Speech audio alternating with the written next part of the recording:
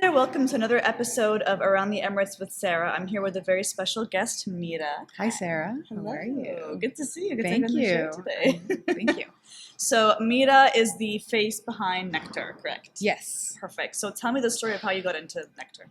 So, my name is Mira. I'm the co-founder of Nectar here in Abu Dhabi. It's a homegrown, healthy food concept. We started the concept about 8 years ago, and I basically fell into it like most people and most entrepreneurs fall into their field. So I never really thought that I was going to end up in F&B or being a chef. I did have a passion for cooking, and I wanted to see where that would take me. So after I finished my undergrad, I decided to go to culinary school, and from there I worked in the industry for a few years. When I came back to Abu Dhabi, I realized with my partner that there was a big lack of healthy snack options that were a grab and go.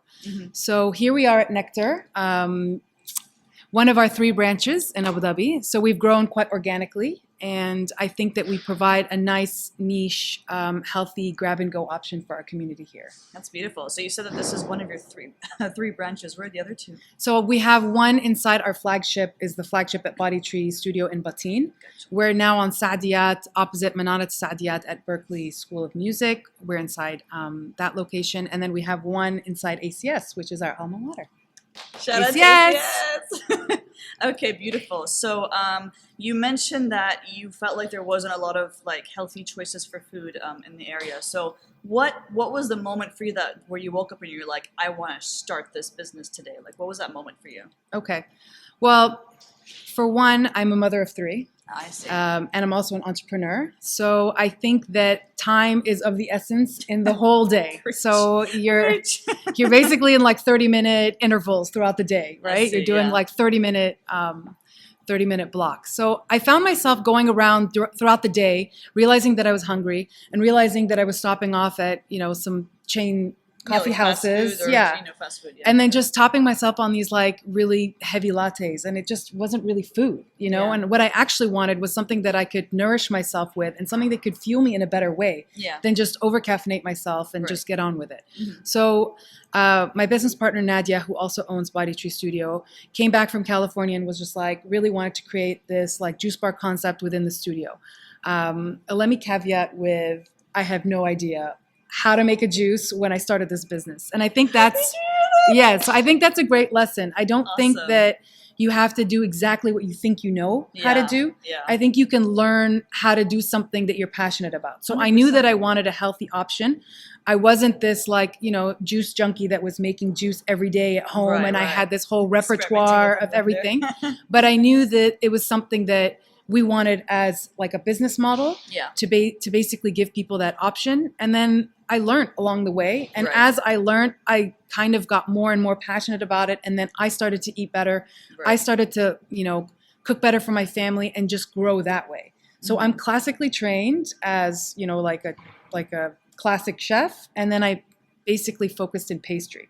So I have a little bit of the pastry, but pastry the pâte à choux and the cakes and the, I have no idea what pâte à choux is, but it sounds delicious. Basically a cream puff.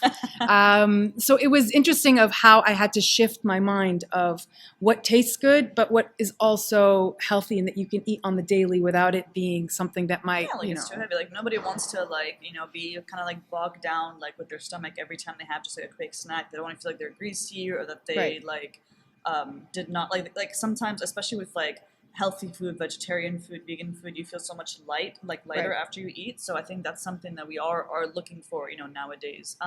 So what was it, baguette? Pâte à choux. Baguette.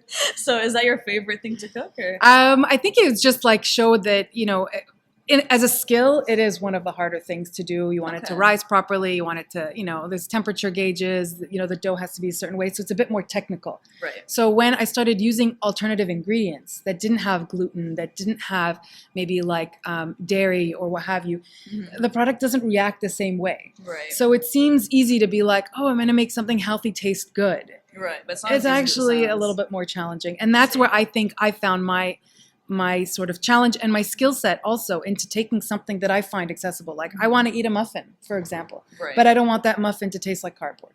I want it to taste like a good muffin. or pretend that I'm eating a healthy bran muffin, but it actually, having so much crap. Yeah. So fair enough. Okay. So, what would you say has been the biggest challenge that you faced so far, and how did you overcome it? I think the biggest challenge is, it seems a little cliche, but you really need to believe in yourself. You need to believe that you can do it and that you will succeed at whatever level you believe success is. You know what I mean? Success doesn't have to necessarily mean that you have, this like massive campaign, or you know what I mean? It's just about knowing that you're either, like for me, it was about tapping into our community and making sure that our community had healthy grab and go options. So I feel that I've succeeded in that with the community that we have for ourselves here in Abu Dhabi. I think it's easy to find a lot of healthy options outside, but when I came back to Abu Dhabi after, I did my studies, there wasn't a lot of options. And now we're starting to see that growth. And I think that it's beneficial for the country, the city, and its community. So I think that the success that I found, what do I find challenging? I don't know how to do everything. I literally don't know how to do everything. But I've had to learn. As an entrepreneur, you can't really hire someone to do everything for you. It doesn't really work. You kind of have to learn how to do it. So whether it meant, asking friends and family or, my husband or something to help me with something that I didn't really understand to learn how to do it, like maybe a, feasibility study or a cash flow or, entrepreneurship is actually a lot about numbers and a lot less about cooking. So just know that if you want to start a business, get your numbers straight. So I think my biggest challenge was I didn't know how to do everything. I leaned on my community. I learned, and I think I know a lot more now than I did then. That's actually, there's several things I want to comment on here. You actually hit the nail on the head there. Firstly, the fact that you have to believe in yourself. I think that's the most important thing that could come out of this entire episode, just because you have, it's incredible what you can achieve just with that belief in yourself of, what, if I wake up with the positive mindset of like, I can do this, I can succeed, I have the tools to get this done. That's one huge element of it.